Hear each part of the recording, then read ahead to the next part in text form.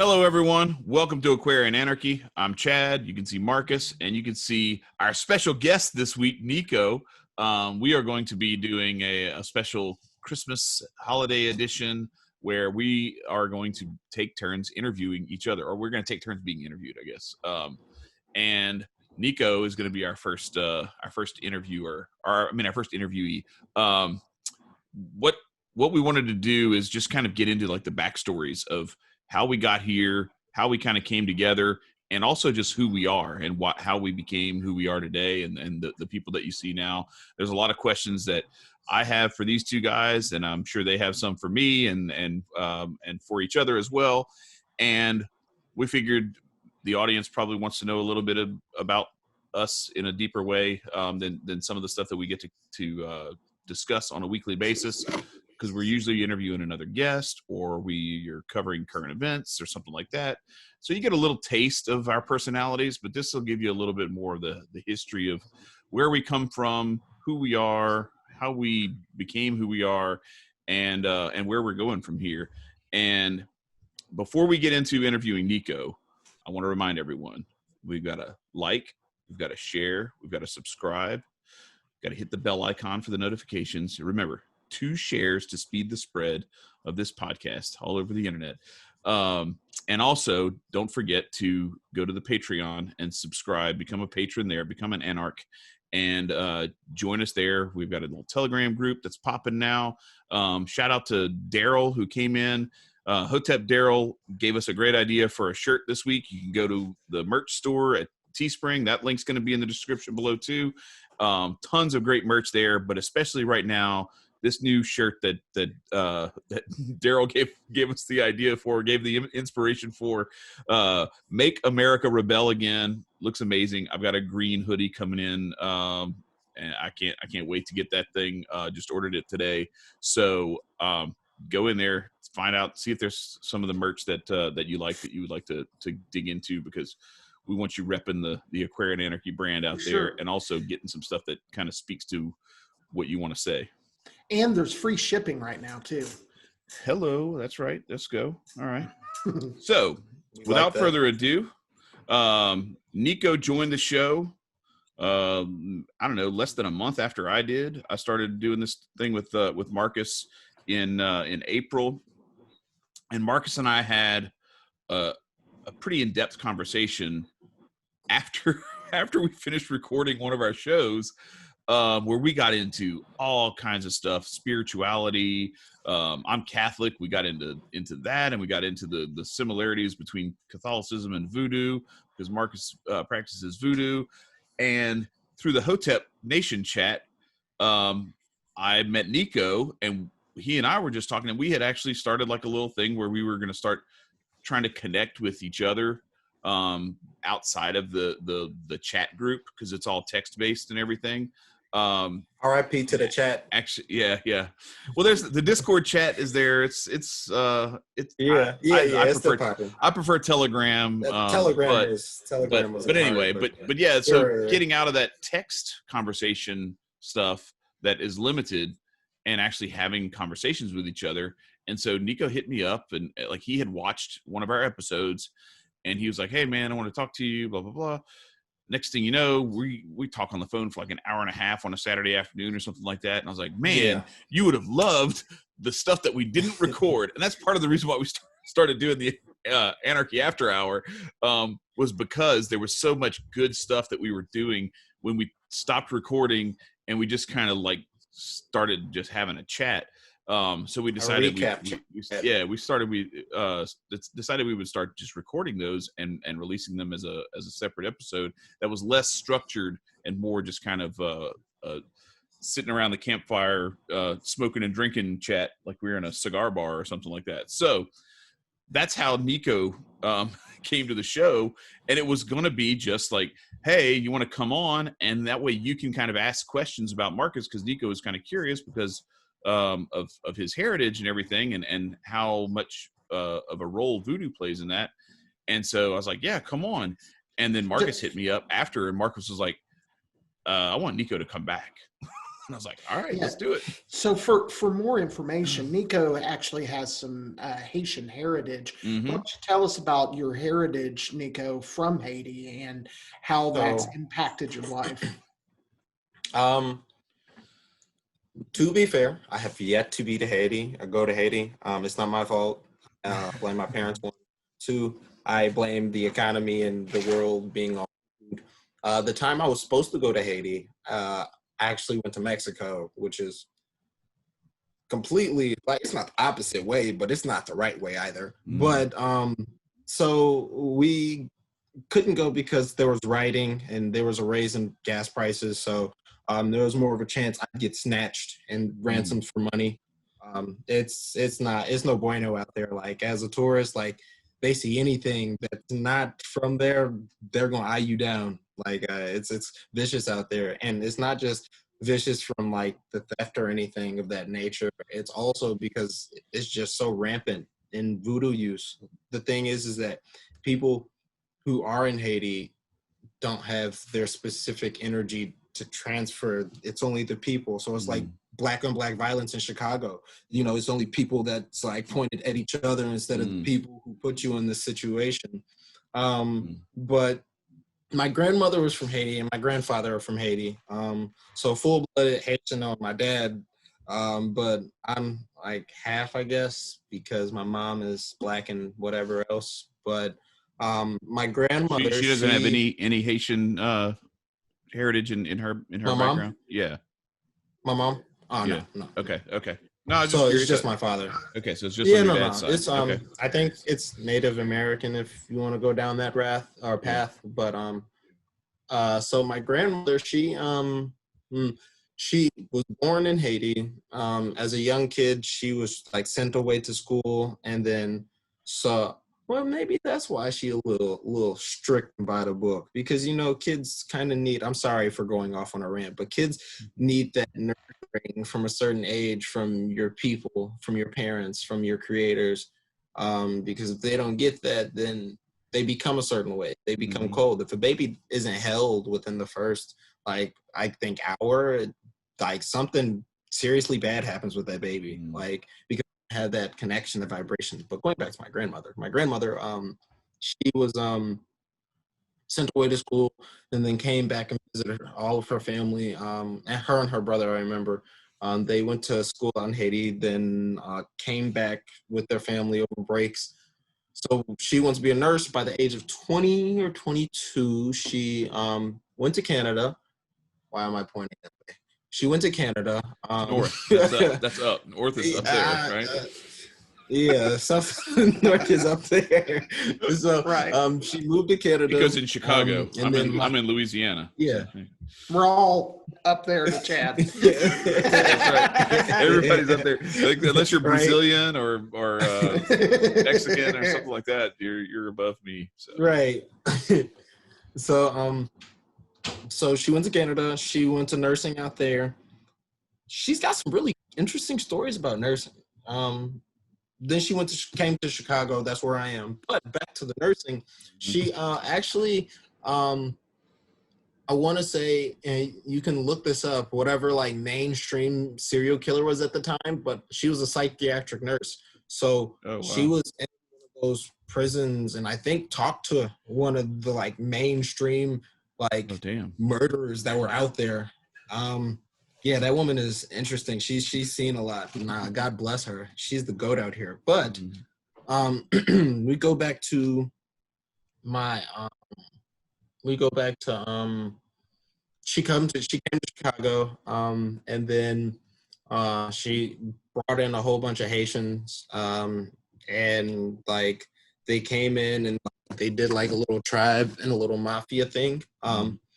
Back to Haiti, my people almost owned like a city's worth of land, because my great-grandfather and great-grandfather was a sheriff, and then I think my great-grandmother had to deal with something with the cemeteries. And so when people couldn't pay up with money, they'd pay in land. So they accumulated a lot of land at one period of time, and then we split it up amongst family and then sold it to other people as well. but she brought a lot of people in, and she actually is a Seventh-day Adventist. She used to be Catholic, I believe, and then transferred to Seventh-day Adventist. And let me tell you, that's tough. I mean, I'm not saying that you can't do it, but like their church sessions were tough. Like, man, have you going to mass on like Christmas or New Year's that we do? Though I haven't done that in years, but they sit there for hours, like hours and hours and hours on end, and they prayed. So when I was younger, like I'd be in the pews, like playing with my hands and things of that nature, and I'd just be like, and then Haitians are very, how do you put it? What's the word? It's slipping my tongue. It's extravagant. We're unnecessary. Oh, okay. We are unnecessary, but necessarily unnecessary, if that makes sense. So this guy would be like standing up and giving so much emphasis. Like I have recordings of my grandmother being on prayer lines, and you would hear the guy in the other room because he's giving so much emphasis. And I mean, there's no disrespect on that. That's just how much he cares about the Lord, and that's love, low key. But just standing up there sweating, like speaking in Creole, and I'd be like, what's your point, bro? Like, I don't understand what you're saying. I don't get this. I can't imagine. I went to high school. I took French in high school, but my parents speak like Cajun French, and it's not quite Creole, but it's kind of in that.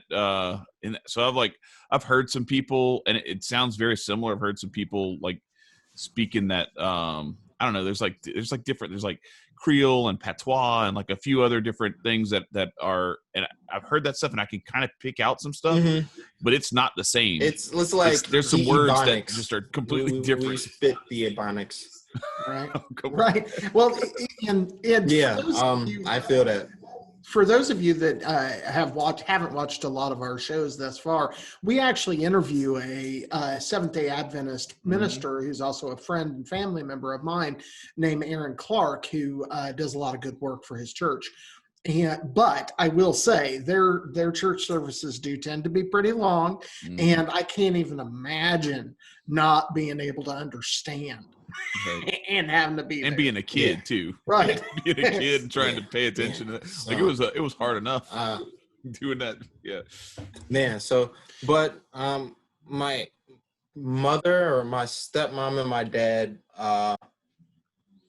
converted me, if you will say convert, but they had me basically Catholic. So I was born and raised Catholic, Sunday school every Sunday.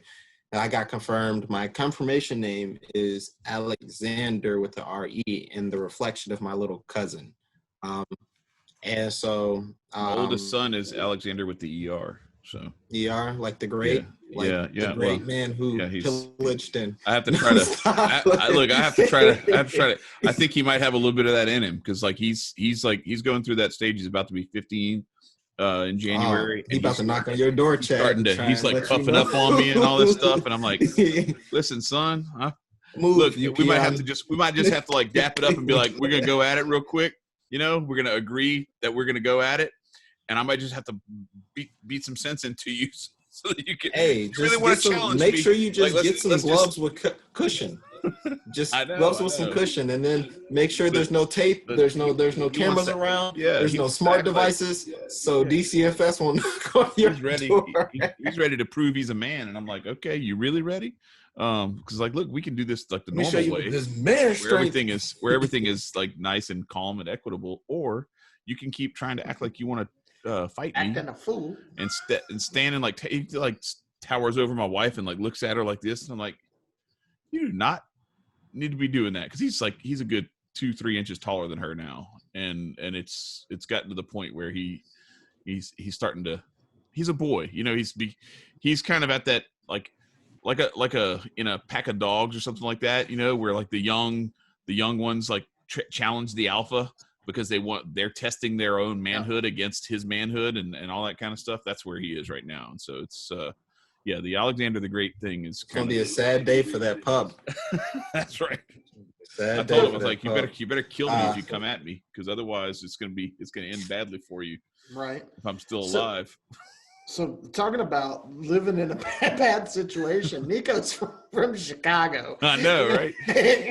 So tell us a Hey, little bit. look, it's not as bad as everybody says it is, and it's actually. Now, don't get me wrong. There's spots, Yeah, blocks. right. You don't want to slide through if you're not known that.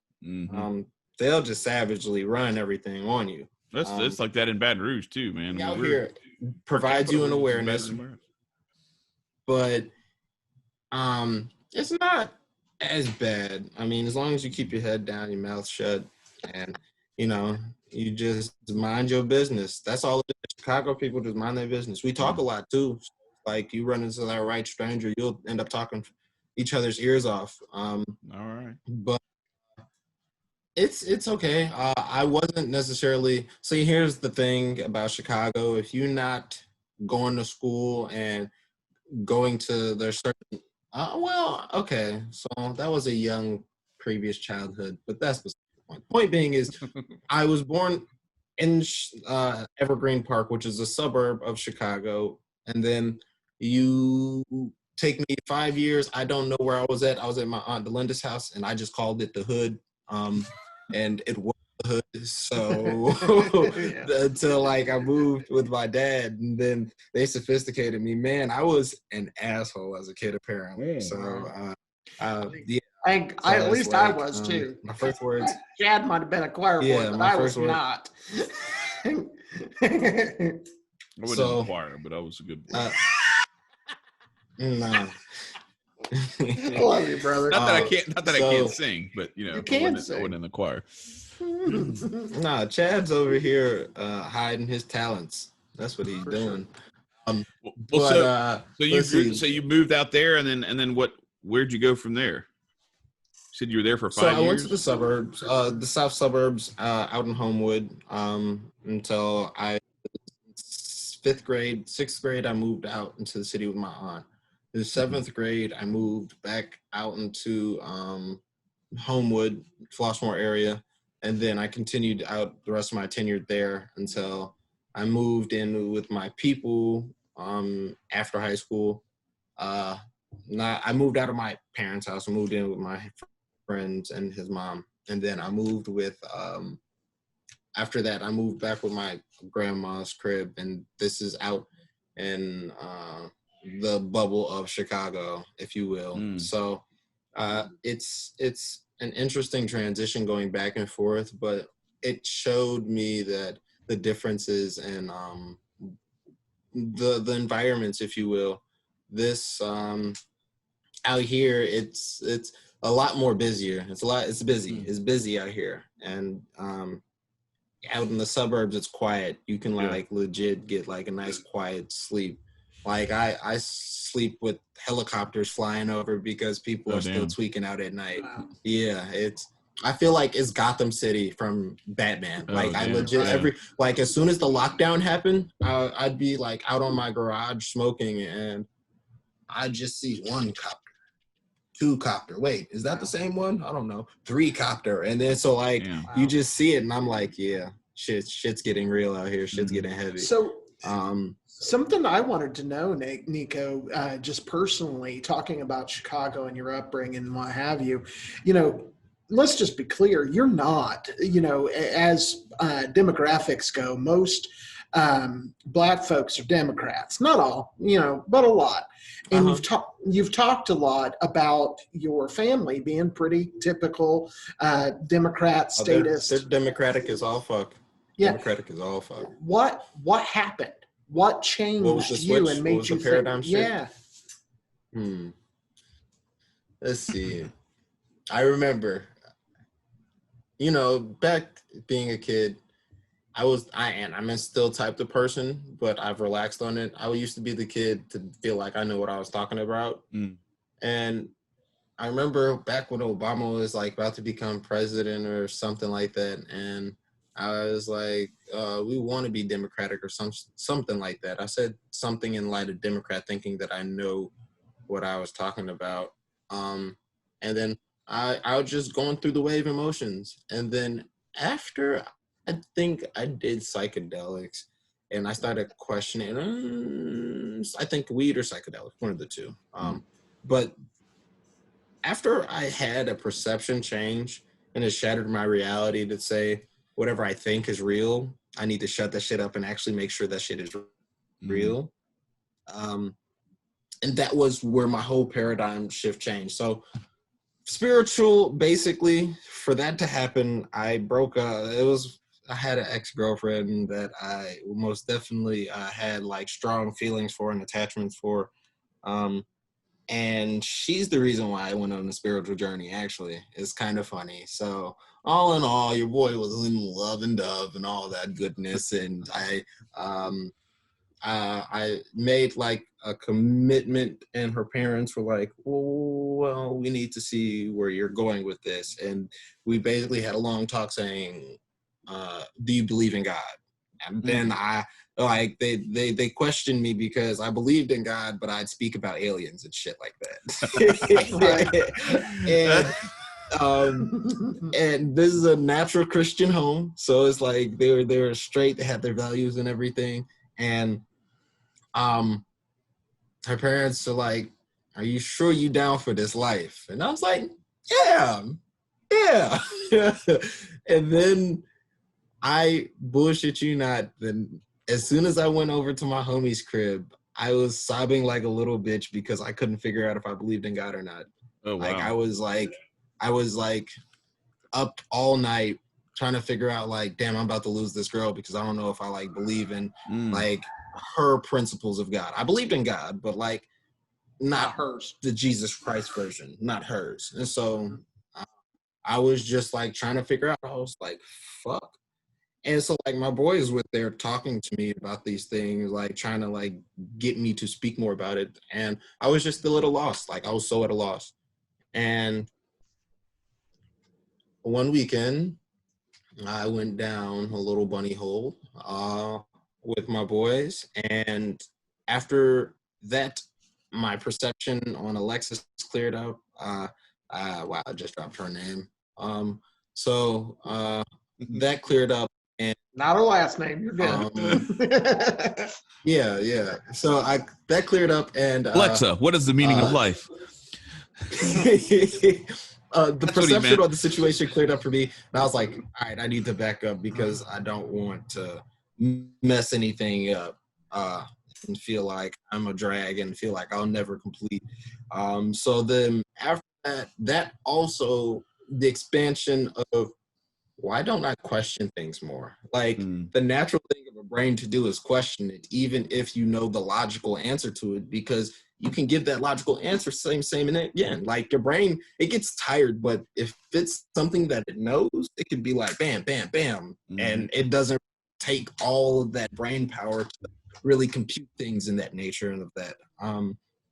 So I started questioning things more. Me and my boy, we just going at it with the conversation, like all night.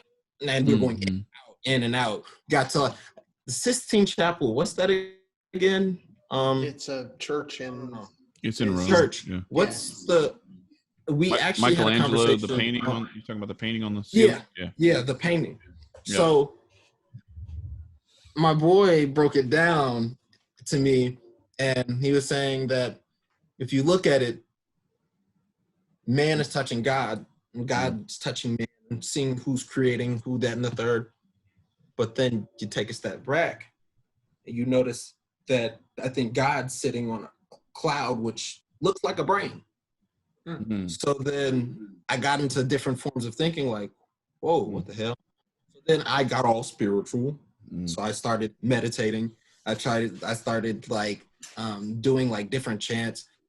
And shout out to my homie, Kat. I love her. She's so dope. She's super cool. She most definitely also brought me into this like Aquarian life, if you will. She gave me my crystals that I use for my tarot readings. I'm doing tarot readings, everybody. So if you want to help your boy out, my stuff will be in below. I'm working on my branding, but I most definitely will hook you up with a good tarot reading. Don't sleep. Nice. So that's a thing. But she gave me my crystals for my tarot reading. And like, I just super appreciate how she's allowed me to also digest certain things from a different point of view. Her family is super deep into the mystics and all that. She was telling me like her little sisters and her were seeing fairies like run up in her van and things of that nature, like stealing their shoes. And I was like, you're lying.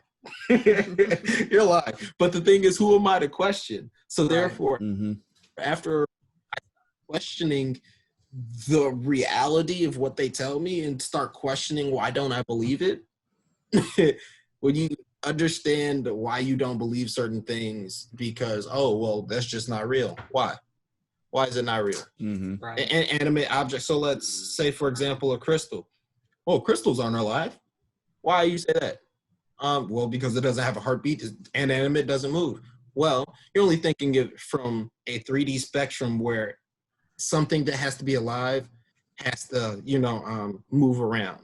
It resonates on a different frequency. So therefore, if it resonates on a different frequency, wouldn't it mean it's alive and it's able to communicate with you? Something that communicates means that it's alive.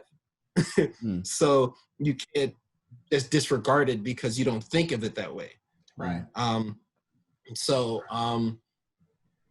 once I started questioning things more and I started meditating more, I went on like a big old binge where I started meditating, super duper heavy. And every morning, every night, a few times a day. And I remember one time I was meditating, and then like it was outside, and I was smoking, and then all of a sudden, like my body felt like it shut down, as if like a computer shut down. So then my brain's doing a little, and I'm like, what the hell is this? And then like I feel my back, and it feels like it's spinning like a coil, and I'm like, what the hell is this? And I start to question, wait, my body is a machine. Oh fuck, it's a machine. Right. And I'm a soul. Spirit. You feel me? Yeah. Dion Fortune said that our bodies are a machine running on spirit. And your spirit energy and all that. Dang, I never think that I did. That's cool. And then another time, and this is where like I for sure knew that I wasn't like wasting my time. So I was meditating in my I call her my white mama because she's my white mama. She cool as hell. Mama P is the GOAT. She helped. I am all about community, and she is basically the mom to like my little tribe that I call Quest. Ha ha, I'm just kidding. I most definitely, she most definitely took care of me and things of that nature. And I was meditating in the car after I smoked, and I'm like super channeled. Yeah, man, let me tell you, if you got 45 minutes to your time, 15 minutes, just take that blunt, 30 minutes, go meditate your ass, thank me later, but protect yourself, shield yourself. It's most definitely worth it. But then I'm sitting down, and I remember like when I first started, they were like, create your own angel that protects you. That shit's not how it works, because when I was like meditating, a mouth popped up in my head, and he was like, bro, my name's not Raphael, it's Michael. And I was like, oh shit. You're talking to the Ninja Turtle. Like, it's the Archangel of Protection, it's Michael. I'm just messing with you. That's crazy. What the heck? Nice. And so like I'm looking up, and like I was like, okay, let me do it. All right, I'm gonna just meditate a little bit more. So then I meditated, then went to a crystal shop with my homie Cat, got a crystal, and I was like, can you do me something? Can you do me a solid and check who's the Archangel of Protection? Lo and behold, it's Michael. And I was like, alrighty then, boys, we're going on a roller coaster ride real soon. And I don't know where this is taking me, but this is fun. So go ahead if you're gonna say something. No. I was just gonna. Well, I started to say. So, all of this questioning seems to be, what's funny is it reminds me a little bit of my story as well, which we'll get into in another episode. But the questioning religious stuff, I think, and questioning government stuff tends to lead us in the same directions. I do have to say, though, with my little Christian girl, I wasn't as good as you were. I went, I believe in God, and then banged her while I looked at his picture on the wall. So I could just gotta say. Shout out to the Catholic churches who still pray the prayer of Saint Michael Archangel at the end of Mass. Also, a lot of them stopped if you doing want that. to, and so hit that subscribe, and that little bell thing wherever that thing is. Hit that up, and the Patreon. Subscribe to the Patreon too. Help Yeah. So help you boys out. So I wanna like get just one more thing real quick to give you a chance to kind of promote some of the stuff that you were talking about. But we are coming to the 30-minute mark. I hate to do it because I'd love to just be like free form and like do this for like 7 hours or something like that. But I'm dressed like this because my wife, who's right there watching me, like a hawk to make sure I'm ready in time for this Christmas party we're going to after this. I have committed to her that I'm going when we said we were going to go. So we gotta wrap it up here for the Nicco episode. We are going to do this again, though. I want to do this again because I want to kind of keep the series going where maybe every 6 months or so we do this sort of thing where we dig a little deeper. But you had the Seventh-day Adventist thing, but you also have like some voodoo history too. And so like with that and with the meshing of like the stuff that you're doing now, I wanted to kind of give you a brief moment to go into that for just a second. So like I said earlier, I'm doing tarot cards. I got into this like a couple of months ago, and just messing around with it because I went to a shop, got me a little oil burner and things of that nature. And like I noticed I was kind of kick ass. Like I was going to my cousin's house and his girlfriend, they'd help me. Me and her would just go back and forth with like tarot readings. Lo and behold, she predicted Hotep Jesus. The meeting in that. She was like, "You're doing big things, and you're gonna have big things that come up." And I'm like, "What you talking about?" And lo and behold, we had a man show up. So that was awesome. And so further down the line, using this tarot, like I just started doing for other people, and people were like, "Bro, you a wizard, Harry?" And I'm like, "Yes, I know." So then, after that, I was like, I mean, I could start charging people, and like I'm like very accurate. I'm very accurate, and I can't wait to hop on Marcus, your podcast, because I got some questions about that. But I'm doing that, and I have like a whole bunch of books on voodoo, and not just voodoo, Santeria, I have exu, I have other things of that nature that I want to broaden my horizon, because if you only keep God in one spectrum, you're not going to get out the box, Jerry. So I need y'all to get out the box, Jerry, and look around and see this is God to you guys, then this can be God to me on a different surface. It doesn't have to be your God. You're not worshiping another God if you're looking and feeling as if you can research that. There's nothing wrong with research. Is understanding. Yeah, we expand ourselves to being smarter, faster, stronger. So like that's how you move, is through knowledge. So I've gotten a whole bunch of books. I'm working on other side projects, but hopefully your boy and this is like a future project, so you won't be seeing this anytime soon unless God graces me, but I low-key want to start doing tarot readings that can turn into therapy, because I'm not your therapist. If you break down the word, the rapist, but hey. Dude, I had one there. They had something where it was like massage therapist on site. I was like, why do they want us to massage the rapist on site? Like, that doesn't make any sense.